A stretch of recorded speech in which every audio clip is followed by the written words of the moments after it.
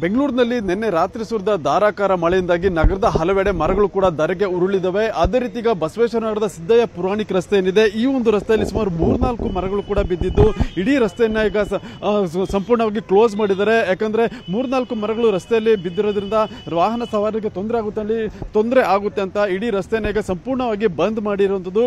ಈಗ ನಾವು ನೋಡ್ತಾ ಇದೀವಿ, ಏನು ಈ ಒಂದು ರಸ್ತೆಯಲ್ಲಿ ಒಂದು ಬೃಹದಾಕಾರದ ಮರ ಒಂದು ಬುಡ ಸಮೇತ ಕಿತ್ತು ಬಿದ್ದಿದ್ದು, ಈ ಸಂದರ್ಭದಲ್ಲಿ ಚಲಿಸುತ್ತಿದ್ದಂತ ಆಟೋ ಮೇಲೆ ಕೂಡ ಈಗ ಮರ ಬಿದ್ದಿದ್ದು ಇಡೀ ಆಟೋ ಈಗ ಸಂಪೂರ್ಣವಾಗಿ ಜಖಂ ಆಗಿದೆ.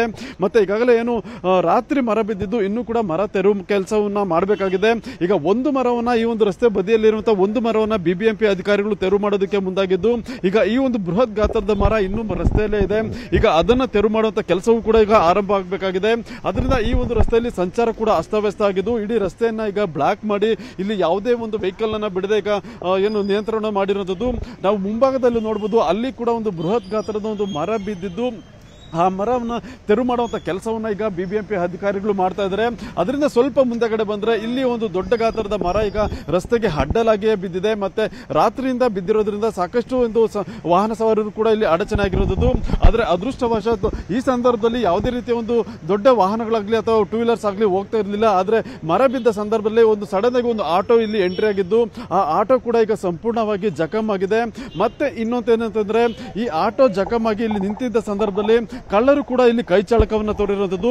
ಏನು ಈ ಒಂದು ಮರ ಬಿದ್ದು ಆಟೋ ಇಲ್ಲಿ ನಿಂತಿದ್ರೆ, ಇದೇ ಸಂದರ್ಭದಲ್ಲಿ ಇಲ್ಲಿಗೆ ಬಂದಂತ ಕಳ್ಳರು ಏನಿದ್ರೆ ಅವರು ಆಟೋದ ಒಂದು ಚಕ್ರವನ್ನು ಕೂಡ ಇಲ್ಲಿಂದ ಏನು ಕಳ್ತನ ಮಾಡಿ ಹೋಗಿರುವಂತಹ ಘಟನೆ ಕೂಡ ಇಲ್ಲಿ ಆಗಿರೋದು. ಈಗ ನಾವು ನೋಡ್ತಾ ಇದ್ದೀವಿ, ಆಟೋ ಟೈರ್ ಅನ್ನ ಇಲ್ಲಿ ಕಳ್ತನ ಮಾಡ್ಕೊಂಡು ಹೋಗಿದ್ದಾರೆ. ಮತ್ತೆ ಮುಂಭಾಗದಲ್ಲಿ ಕೂಡ ಒಂದು ಬೃಹತ್ ಮರ ಕೂಡ ಇಲ್ಲಿ ಬಿದ್ದಿರೋದನ್ನ ನಾವು ನೋಡ್ತಾ ಇದ್ದೀವಿ. ಮತ್ತೆ ಈಗಾಗಲೇ ಈ ಒಂದು ಮರಗಳನ್ನ ತೆರವು ಮಾಡಿ ಒಂದು ಸಂಚಾರಕ್ಕೆ ವ್ಯವಸ್ಥೆ ಮಾಡಿಕೊಡ್ಬೇಕು ಅನ್ನೋದು ಕೂಡ ಈಗ ಸ್ಥಳೀಯರು ಒಂದು ಒತ್ತಾಯವನ್ನು ಮಾಡ್ತಾ ಇದ್ದಾರೆ. ಮತ್ತೆ ನಮ್ಮ ಜೊತೆ ಆಟೋ ಚಾಲಕರಿದ್ದಾರೆ, ಅವ್ರನ್ನು ಕೇಳ್ಬೋದು ಏನಾಯ್ತು ಅಂತೇಳಿ. ಸರ್, ಎಷ್ಟೊತ್ತಿಗೆ ನೀವು ಹೊರಟಿದ್ರಿ, ಏನಾಯ್ತು ಇಲ್ಲಿ ಅಂತ? ಸರ್, 6:45 ಸಮಯ ಪವಿತ್ರ ಪ್ಯಾರಡೈಸ್ ಕಡೆಯಿಂದ ಈ ಕಡೆ ಬರ್ತಾ ಇದ್ದೆ. ಸಿಂಗಲ್, ನಾನು ಒಬ್ಬನೇ ಇದ್ದೆ, ಯಾರೂ ಇರಲಿಲ್ಲ. ಭಯಂಕರ ಮಳೆಗಾಳಿ ಎದ್ಬಿಡ್ತು. ಈ ಸ್ಲೋ ಆಗೇ ಬರ್ತಾ ಇದ್ದು. ಯಾವಾಗ ಈ ಮರ ಹಿಂಗೆ ಬಂದ್ಬಿಡ್ತು, ನಾನು ಗಾಡಿಯಿಂದ ಇಳಿದ್ಬಿಟ್ಟೆ. ಯಾರೂ ಇರಲಿಲ್ಲ, ಪ್ಯಾಸೆಂಜರ್ ಯಾರೂ ಇರಲಿಲ್ಲ, ನಾನು ಒಬ್ಬನೇ ಇದ್ದಾನು. ಇಳಿದ್ಬಿಟ್ಟೆ, ಗಾಡಿ ಮುಂದಕ್ಕೆ ಬಂದ್ಬಿಟ್ಟು ಮರದ ಮೇಲೆ ಗಾಡಿ ಮೇಲೆ ಬಿದ್ದೋಗ್ಬಿಡ್ತು ಮರ. ಯಾರಿಗೇನು ಆಗಿಲ್ಲ. ನಾನು ಒಬ್ಬನೇ ಇದ್ದಿದ್ದು ಗಾಡಿ ಒಳಗೆ, ಪ್ಯಾಸೆಂಜರ್ ಯಾರೂ ಇರಲಿಲ್ಲ. ಭಯಂಕರ ಮಳೆ ಗಾಳಿ ಸರ್, ಭಯಂಕರ ಮಳೆ ಗಾಳಿ. ಸಿಕ್ಕಾಬಟ್ಟೆ ಗಾಳಿ ಇತ್ತು, ಮಳೆ ಇತ್ತು. ಮಳೆ ಗಾಳಿ ಎರಡು ರಭಸ ಸಿಕ್ಕಾಬಟ್ಟೆ ಇತ್ತು. ಅದಕ್ಕೆ ಹಿಂಗಾಗಿ ಈಗ ಬಿಬಿಎಂಪಿ ಅವ್ರು ಬಂದಿದ್ದು ಒಂದು ತೆರವು ಮಾಡಿಕೊಟ್ರೆ ಈ ನಮ್ದು ಇದೇ ಜೀವನ, ಆಟೋದೇ ವೃತ್ತಿ.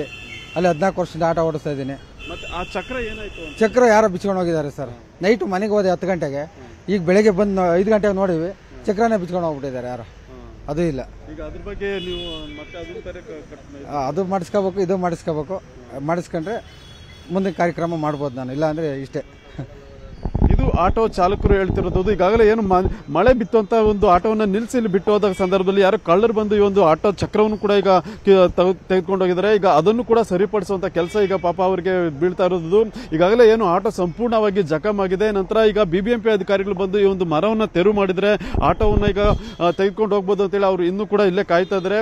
ಸದ್ಯ ಈ ಒಂದು ರಸ್ತೆಯಲ್ಲಿ 3-4 ಮರಗಳು ಬಿದ್ದಿರೋದ್ರಿಂದ ಇಡೀ ರಸ್ತೆಯನ್ನ ಸಂಪೂರ್ಣವಾಗಿ ಏನು ಸಂಚಾರಕ್ಕೆ ಒಂದು ಸ್ತಬ್ಧ ಆಗಿರೋದು. ಮತ್ತೆ ಅದನ್ನ ತೆರವು ಮಾಡಿ ಸಂಚಾರಕ್ಕೆ ವ್ಯವಸ್ಥೆ ಮಾಡಿಕೊಡ್ಬೇಕು ಅಂತೇಳಿ ಸಾರ್ವಜನಿಕರು ಕೂಡ ಇಲ್ಲಿ ಕೇಳ್ತಾ ಇರೋದು. ಕ್ಯಾಮರಾ ಪರ್ಸನ್ ಎಡ್ವಿನ್ ಜೊತೆ ಮುನಿರಾಜು, ನ್ಯೂಸ್ 18 ಬೆಂಗಳೂರು.